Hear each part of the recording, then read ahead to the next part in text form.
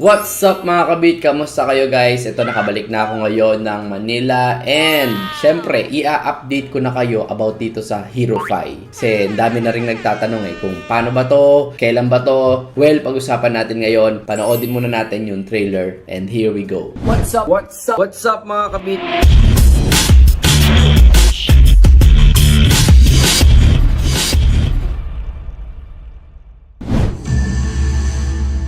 Before Hero 5 ushered in the heroic age, Yes. Check the natin. aftermath of the Big Bang had hidden many secret paths. What if Hero 5's heroes find that path? Wow. Ayos. What if What the if? heroes knew they were living Ganda ng in gameplay multiverse nito, yo. worlds?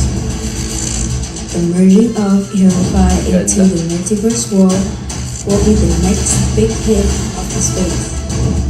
And every world will revolve around Hero 5. Main character. There occurs the main character, Hero 5. Trophy. Trophy. Trophy.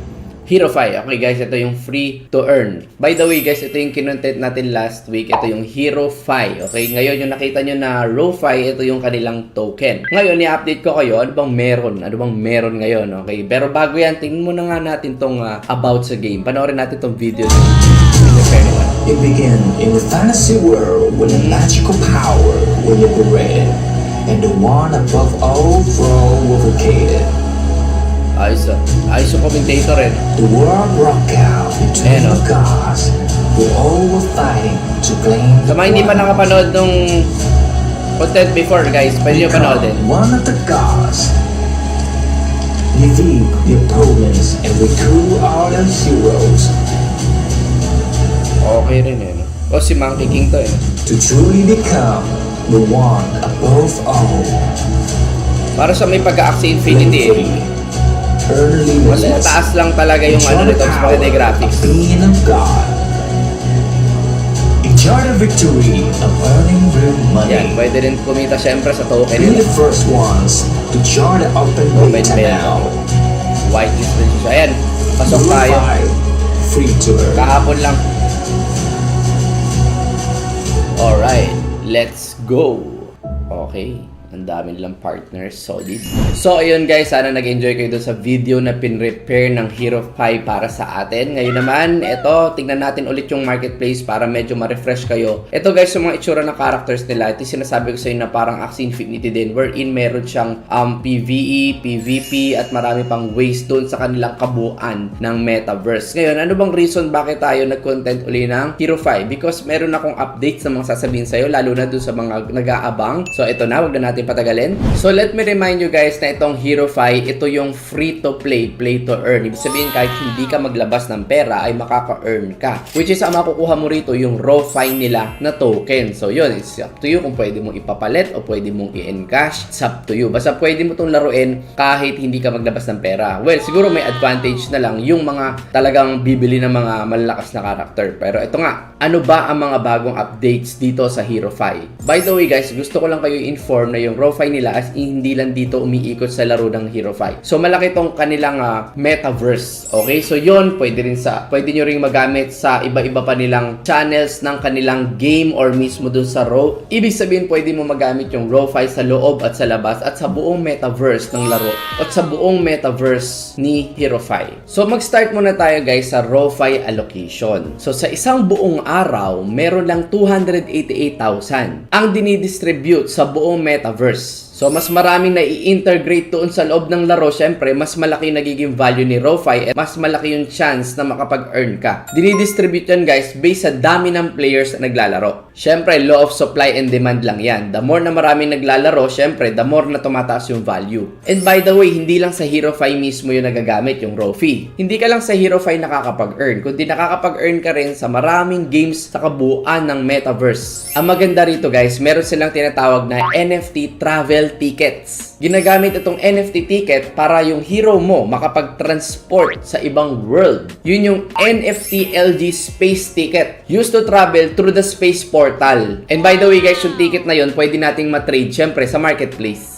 So dun sa mga nakapanood na ng Hero Fi natin, yung first review natin guys. So maganda guys, panoorin nyo muna yung first review natin ng Hero Fi para mas maintindihan nyo yung sinasabi ko. And of course, yung second update natin dito guys sa Hero Fi is yung raw file sale round. Kaya lang, kailangan syempre meron kang hero. By the way guys, itong round na to ay para lang sa mga merong Genesis Heroes. And the more Genesis Heroes you have, syempre, mas madami kang raw file na slots na pwedeng bilhin. So ito guys, example lang. Let's say merong 2,000 na Genesis Heroes na hinatch, which is ito yon. At mahatch yan sa October 24. Kunyari, meron kang dalawang Genesis Hero. Ibig sabihin, pwede kang makabili ng 400 na ROFI. Kasi meron kang 2 slots. Pagdating naman guys do sa vesting schedule, 5% yung TGE, cliff for 1 month, and then magbabayad ka ng 5% per month. So ang price is 0.5 equals to 1 ROFI. So pag-usapan naman natin ang open time, Genesis Hero Snapshot will be on October 24. And claiming and listing of ROFI will be on October 25. So bago tayo mag-end guys, i-check na rin natin yung roadmap nila, no? Pasensya na kayo kung medyo bulol-bulol ako guys. Ang hirap kasi galing ako sa sakit. Pero okay lang yun. Walang problema. Gagaling naman tayo doon.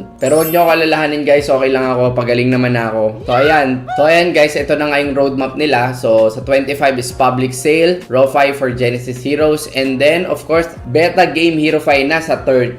Okay. And then siyempre sa November public sale NFT Space. Yun na nga yung travel tickets. And then sa 11 naman 20 which will be ayan na nga HeroFi official game. Makakalaro na tayo guys sa November 20. And then sa 30 naman, beta test for second game of HeroFi Multiverse. Yung sinasabi ko sa inyo, hindi lang kasi si HeroFi yung laro. Marami pa silang gagawing laro na magagamit mo yung ROFI mo doon sa kabuuan ng multiverse nila. Kaya nga guys, kung makikita nyo rito sa December 20, i-release na syempre yung second game nila at pwede ka rin doon mag-benefit. But guys, of course, like kung sinasabi sa inyo, don't invest money you can't afford to lose. And always do your own research. Kasi itong ginagawa ko guys is second part lang nung first review natin sa HeroFi. Ngayon to sa mga hindi makagets ng mga sinasabi ko, I suggest panoorin nyo muna yung HeroFi na unang content ko para mas maintindihan nyo kung ano yung sinasabi ko ngayon. Again guys, maraming salamat sa pagsama nyo sa akin. Pagpasensyahan nyo na at medyo namamalat ako at galing nga ako sa sakit, pero walang problema, i-update ko pa rin kayo kahit ganon. And marami pa akong NFT games na ibibigay sa inyo and updates this week. Okay, magpapagaling lang ako, pero kailangan kasi ma-update ko kayo dito sa HeroFi kasi nga nung gumawa rin ako ng content sa TikTok, nag-trending din yung video niya and mukhang marami ang gustong maglaro. But again, thank you so much time mo. Thank you so much guys for subscribing sa channel ko, and of course, please hit yung notification bell kung gusto mo na lagi kang updated sa mga NFT games, sa cryptocurrencies, sa trade,